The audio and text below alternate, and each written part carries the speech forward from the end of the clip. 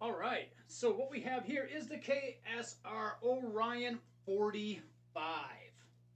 All right, this thing has buttloads of features, and I know you're thinking probably like 45, that ain't loud enough. This is screechingly loud and has a line out. I mean, who isn't miking nowadays anyway? Or using in-ears or doing something modern? I mean, there is some people out there that don't, but 45 watts is a lot, and you get a shit ton in this box. But basically, if you don't want none of the extra visual stuff, you're looking at 1,800 bucks. They have sales all the time. All the time, they're like 15% off, 10% off. You get when it's 15% off, you save basically 250 bucks. Becomes even a sweeter deal. So what you're getting out of this, which, oh, by the way, before we get into this, huge thanks to Kyle Lafite. Fuck, can't pronounce his last name. But anyway, I'm basically a stranger to this guy. He watches me on the internet, but he let me borrow this pretty much as soon as he got it back, even against his wife's warning. But don't worry, dude. I'm bringing it back to you next week. Promise. Huge thank you to him for letting me borrow it and bringing it to me to the truck stop. I couldn't have asked to meet a better guy. Even without the amp, I still would have been happy to meet him. Super nice guy. Need to get back into doing that, meeting people on the road again. It's been a minute since I've done that. But yeah, all right, cool beans. Back into this, because that's why we're here, right? So you basically have 4.5 channels because you can play with the switches, or if you have the foot switch to manipulate stuff, you basically have a clean crunch, and the clean kind of has a high and low, so you kind of get extra crunchy, which is I don't know how to explain that. You have a medium gain, which is sort of like your Marshall-esque, JCM 800, but without all that really shitty tub that you're used to with a JCM 800. It's basically, I'm saying it's like a JCM 800. It's more like the amount of gain you get. Nothing Kyle makes sounds like a JCM 800. It sounds infinitely better. And then you have a high gain channel, which I love that thing is so close to what's in my Ortho Smart 2. I'm right at home with it. It's amazing. All I was using was a simple, I have a noise gate in the back because it's a loud fucking amp. And the TDS Effects Sekhmet Overdrive, which I was going to use one of Kyle's, but him and I are going to talk about that, or me and one of his cronies are going to talk about that this week. Bad foot switch again. I don't know if it's because I stomp on them too hard, which I doubt it. I know how to fix them now if I have the parts. That's the beauty of making my own pedals. But I still like his. Matter of fact, I was kind of hoping that he would have snuck the Series 1 out to me, but that didn't happen. Oh, I'll get it what everybody else does. But anyway, I'm just whining. It's a great amp. I'm going to tell you right now, it runs hot. I'm having a hard time keeping my hands on it. It's hot. This has EL34s in it, is the option that Kyle Lafayette went with. You can get it in 4 different versions, I believe. The 6L6, EL34, the KT88. There's another one. There's 4 options. Shit, I don't know. There's another one anyway. Look it up on the website. So it has 2 of those in it, and then it has 5 12AX7s in it to, give you all the business you get with this thing, which is a lot. You have a 3-band EQ, 2-channel share. So the clean and crunch share, which is pretty much standard these days, if not everything shares. And then the 2 lead channels share, and you have a bright switch for each channel, which is a nice touch. You can control a lot of shit in the back, like you can turn your effects loops on. You have in and out level, or out level, I guess. You got tons of options for hooking up speakers, like buttloads. effects loop back there, and his effects loop is like completely transparent. It's what's going on in there is all that's going on there. It just it's perfect. It's great. I love it. I love a clean effects loop because it makes it so you don't like get tone sucking stuff when you use it. And none for nothing, I expect nothing less coming from Kyle because well, it's Kyle. Kyle Rhodes. He's a fucking smart guy. He makes awesome stuff. And yeah, I'm not being paid to do this or anything. It's not even my piece of gear. So the way I'm talking good about it, no one's paying me to do it. I played it at NAMM before it came out. I said the same thing then. I was doing some demos in the Legator booth, and I played the damn thing for hours. It's like, oh, you want to do this guitar too? Like, sure. Whatever it takes to let me keep playing the amp. It was so much fun. And when an amp inspires you to want to play, that's kind of... Nothing feels like a tube amp when you hit the spot and you found your place. They're just phenomenal. Nothing against modelers. I own them. I use them. They have their place. If I was playing live all over the place, yeah, I'm using modelers without question. They're easy to get in and out, but nothing's better than sitting in this room and just a killer tube amp just roaring these 2x12s behind me. Like, it's awesome. It's also part of the reason why I'm half deaf. All right, so back to what I was supposed to be talking about here.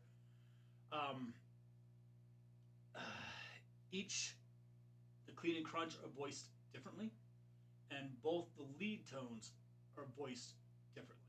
So it's really like getting different amps, you know, in one box. Essentially, it's a model that's a tube amp. If you don't need 600 profiles and use one, I mean, let's face it, how many people are using a dozen of their profiles? None of you.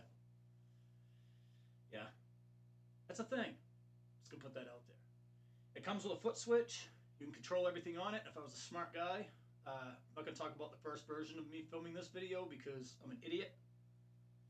I was saying it'd be nice to have the foot switch so I could turn the effects loop on. I didn't realize there were switches in the back for each channel. So if you want like full on for your lead, you don't want a noise gate on it. You just want all the noise and the fluidity. You can have it turned off. You don't have to use a foot switch. I'm just not a foot switch guy. This is one time I wish I would have had it because I wouldn't have to refilm this video because I looked like an asshole. And I still told it myself, so I guess I should have just left it in. Alright, I know my mouth is getting a little fucking runny at this point. Again, you got a ton of things to hook up for speakers, anything from 8 to 16 ohm. You have the LED controls, which due to 10 dip switches on the back, you could assign a color to each channel. Weighs about 21 pounds. Yeah, for a little thing, that is heavy. But think about what you get in there. One, it's built like a tank. Yeah, it'll take a dent. Literally, this isn't made with wood. A lot of the stuff now, when you get into this size, they're starting to be made with wood. This thing here is, I mean, it's not thin.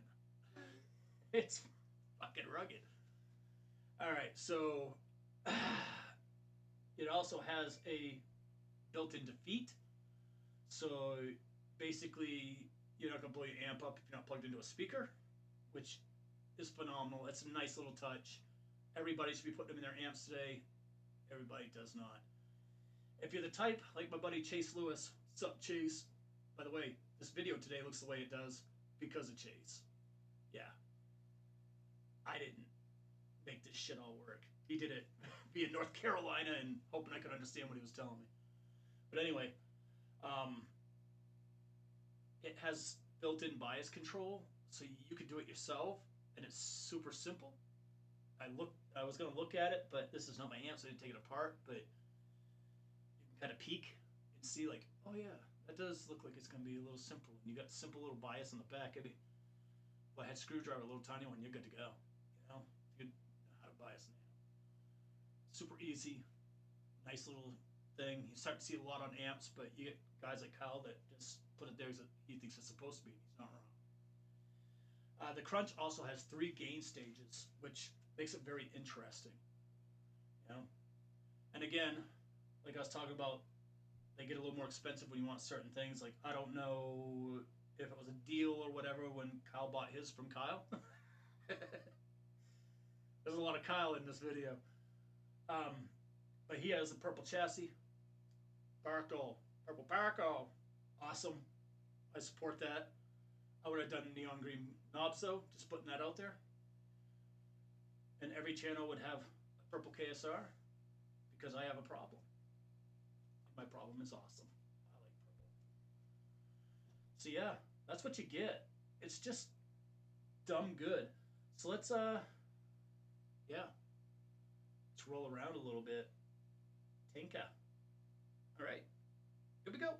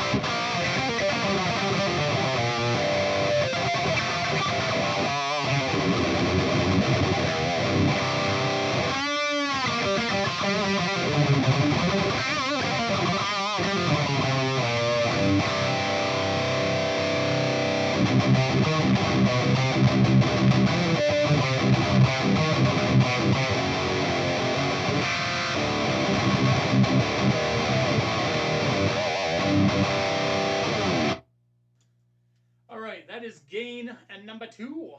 Let's see if we can figure out gain number 1. Nope. Yup. Gain and number 1.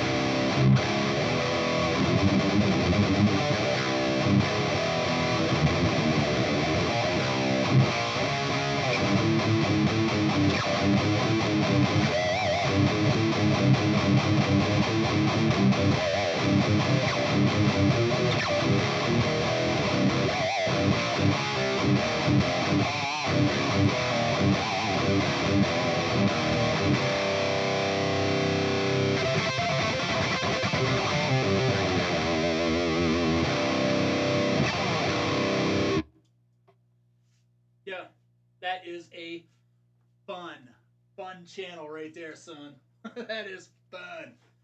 All right, so we're gonna turn off the TDS Effects Sekhmet Overdrive, and we're gonna play around with the clean and the crunch. Oh, I didn't do it. Wrong switch again. Oh. Aha! There we go. Let's see what we get. If it's the clean or the crunch, I can't remember.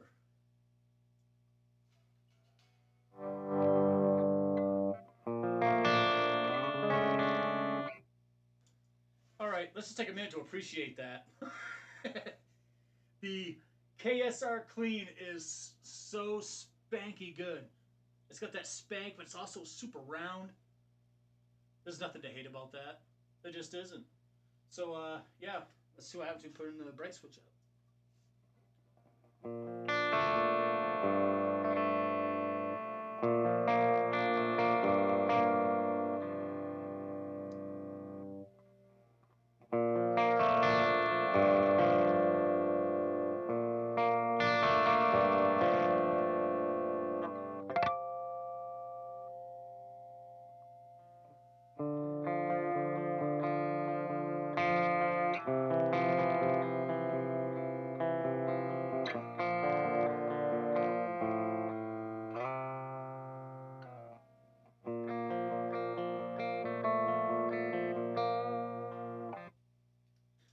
I actually like it without the bright on. It's just got that little feeling.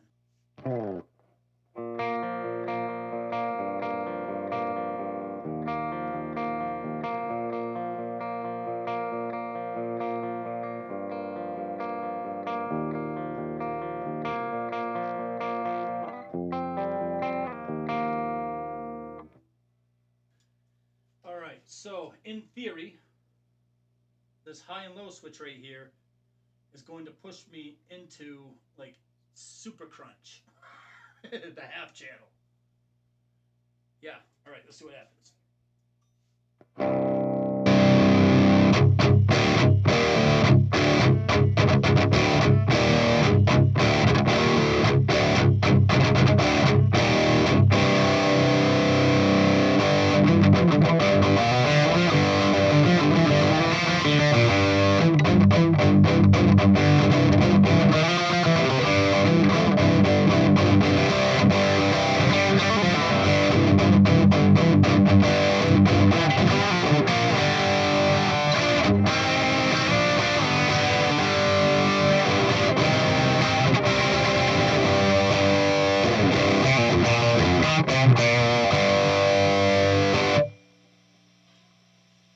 Yeah, that just sounds good. So put that back to low so I don't kill myself the next time, and turn the bright off. Now to find that blue channel again.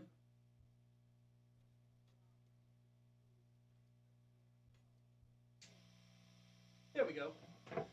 This will be the crunch.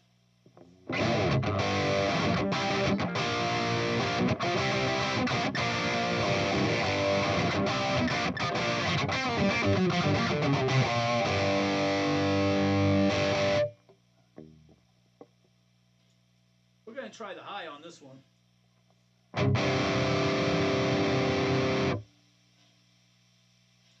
Sorry, the bright.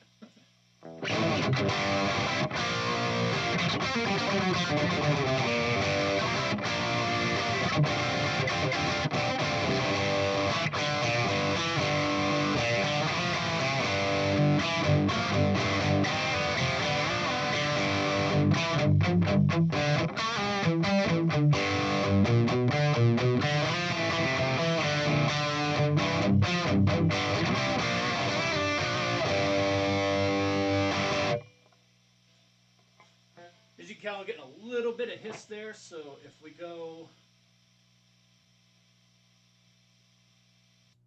Turn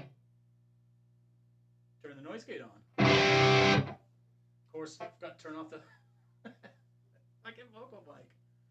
But yeah, this thing is just ridiculous. So I kind of have everything set where I was pretty happy. So let's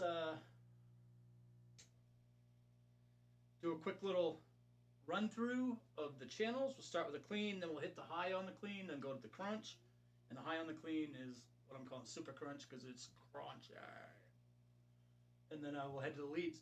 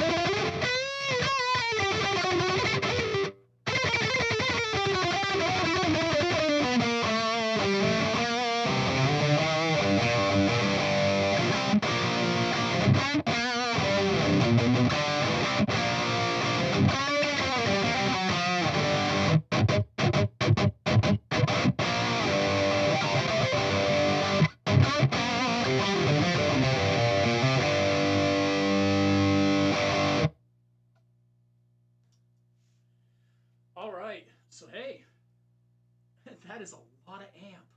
A shit ton of amp. Like I said, if you don't want to pay the 1800, wait till they have a sale. Get it around 1500, maybe a little less.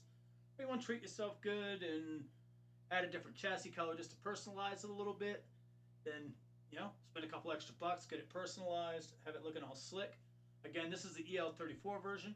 I probably would do the 6L6 because in the smaller amps it just seems to make sense for what I do. But there's nothing wrong with this. I would jam this thing. As a matter of fact, I have been jamming this thing all day long. It's such a fantastic amp, and as soon as I started playing it, I remember being at NAMM and not wanting to stop playing. It's the same thing here. But yeah, very cool. Again, this is the Orion 45 by KSR Amplification. Gear used today. Some kind of shitty pick. The rough guitars, Dr. Schrodinger. Obviously, the KSR Orion 45. My custom Arachnid 2x12s. And in the beginning, I used a TDSFX Overdrive. I did not use it the second time around. I used just straight amp. I had a noise gate in there because it's what happens to turn the noise gate off. Come on, man, click off. It's a little loud. But even a weak noise gate works. I'm actually using a good noise gate. I'm using a GutTech MWAC. Yeah. Very cool. Thanks again, Kyle Lafayette. Fucking can't pronounce that shit. But thank you so much for letting me borrow this. I owe you one, buddy. Yeah. Very cool. All right. I'm out of here. Subscribe. Any questions? Feel free to fucking message me. All right?